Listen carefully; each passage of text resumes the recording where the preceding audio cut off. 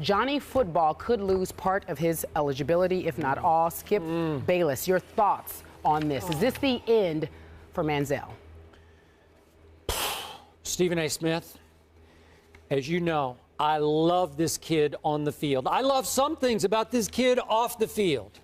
And I have a bad feeling about this.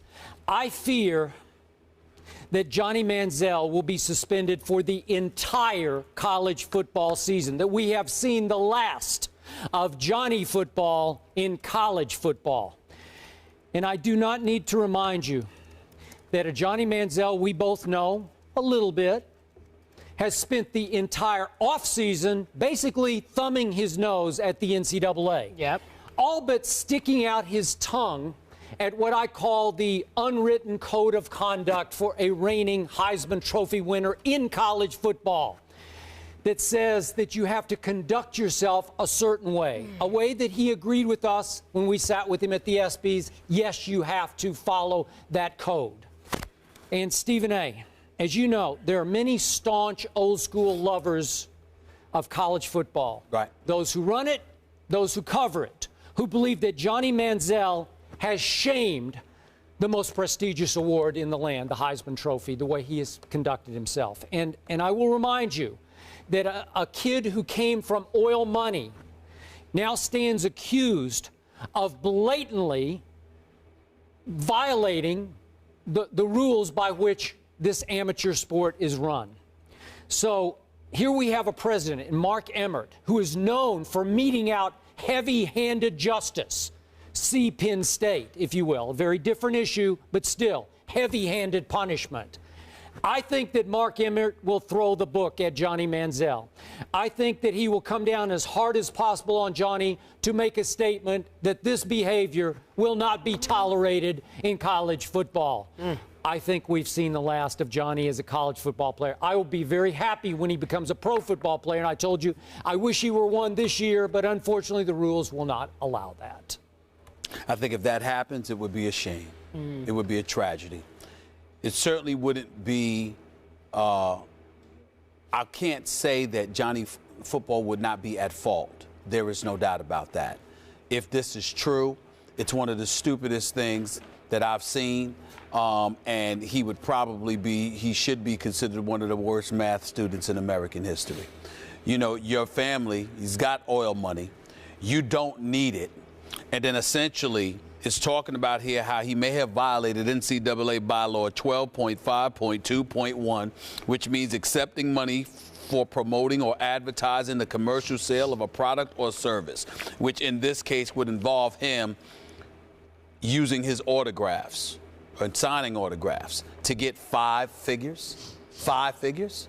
I mean, what are you doing? That could be anywhere from 10,000 to 99,000. That's right. What I'm trying to say to you is, let's say it's 99,000 okay, with the money that you have to gain. I mean, think about this. You have another successful college football season, because we all understand that when it comes to the NFL, your talent only gets you but so far. You have to conduct yourself in a certain upstanding fashion. You have to be perceived as somebody who could be trusted. When it's at the quarterback position is even more important, because you're considered essentially the leader of the team. Obviously, there were exceptions like in Baltimore with Ray Lewis and things of that nature. But by and large, every team, when you have a leader, it starts with your quarterback. Your quarterback is calling the plays. He knows everybody else's responsibilities. He's usually the face of a franchise, and there's a responsibility and a culpability that comes along with that. And if you give off the impression that you are somebody ill-equipped to handle that kind of challenge, then ultimately what it's going to come down to is teams saying you're not worth the shot. So they'll draft you, but they'll wait.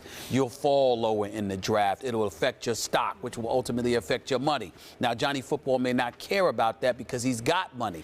But at the same time, this is the dude just a couple of years ago had to ask his daddy to get him that car. So in other words, it's not really his money. It's his family's money. So you're not going to be on the streets. You're not going to be homeless or anything like that. But in terms of having access to your own dollars, that could, you know, that's not the case here. Still in all, there is no excuse for this. There is absolutely, positively no excuse for Johnny Football to find himself in this situation. And as I said to you on many occasions, there have been times where I've said this is much ado about nothing.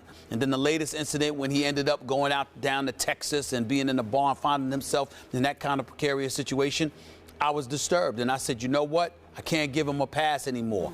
And now if this happened, well, understand the nuances involved in this. You met a dude at the airport in Fort Lauderdale. Never saw him in your life. He just rolled up on you, right? You met him. Then he gives you some scheme or whatever the case may be to sign autographs and get paid for it. Then you end up showing that up at his residence. And then not only do you show up at his residence, but allegedly you're signing the autographs in front of other people that you don't even know. You don't know. So it's like, it's brazen. Really? It's brazen. Yeah. It's ridiculous. I can't defend it. The only thing that I can say is that if it's not true, then obviously he's getting shafted. But if it is true, then the heavy hammer might come down on him. But I'm not inclined to believe that the NCAA would do that. I mean, one of the biggest games in ages is when Alabama shows up at Texas A&M September 14th. And I'm telling you right now, even if they dissuspend him, I wouldn't be surprised if it's after week 3, Stephen, hey, not before. If it's correct, and this is the last we may have seen him in college football, what does that mean for him in the NFL? I think it affects his draft stock, but that's about it.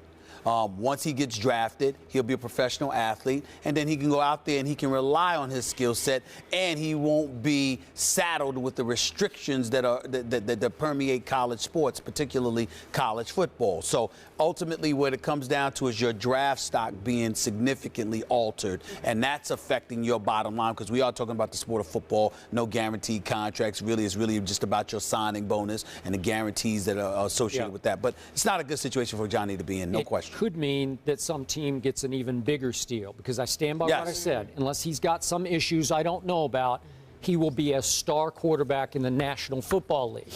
Back to what he is accused of doing here. Our Darren Ravel reports that 1,600 items of memorabilia clearly signed, along with phrases like gig 'em and whatever. Heisman 12. Heisman 12, yeah. Okay, have flooded the market. That means a seeded signing of many, many items, right? Yes. This isn't signing on the fly after a game by the team bus. Yep. Okay, so it's hard for me to believe that the NCAA doesn't have some very conclusive evidence building here. So, Stephen A., I ask you again, you know this kid a little bit. You sat with him over dinner. Yep. What would prompt him to be so brazen in his conduct? Because clearly he's a smart kid. We know this. He knows the rules. Why would he thumb his nose that brazenly at those rules this way just before the championship game that, of course, he hopes this year to be playing in? Well, first of all, I'm not going to pretend to know him just because we sat down and had dinner together. But I will tell you this. I'm not so sure, and I'm certainly not making excuses. And I don't want anybody to misinterpret what I'm about to say. I don't know. But because he's so free and so loose, it would not surprise me personally if he didn't know the rules.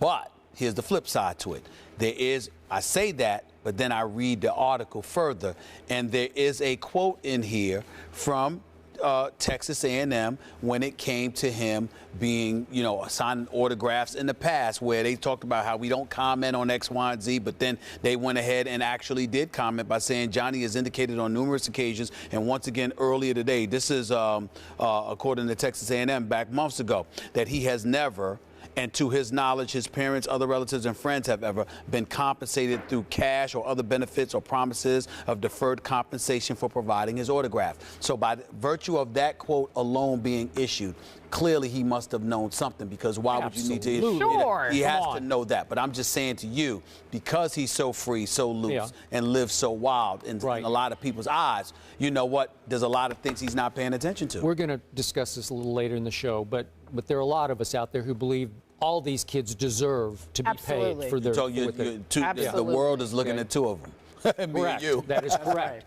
So maybe he's making a statement of, I'm already basically a professional football player. He's hanging with LeBron. He's hanging with Drake. I'm already pro. Like, that's the statement to me. And again, college as it stands right now, run by Mark Emmert, will not abide One little quick point, Kerry. In fairness to those professional athletes, I'm not talking about the rapper, artist Drake, or I don't know. But the professional athletes that I know that he has been around, he ain't hanging with them. They don't allow it. You might come see them. Right. You might shake their hand and get a word of wisdom. But they have been quick to remind him, you are a college student. You haven't elevated to this point. You ain't there yet. So I don't want to throw LeBron or anybody else's name out there like that because they haven't let him in like that.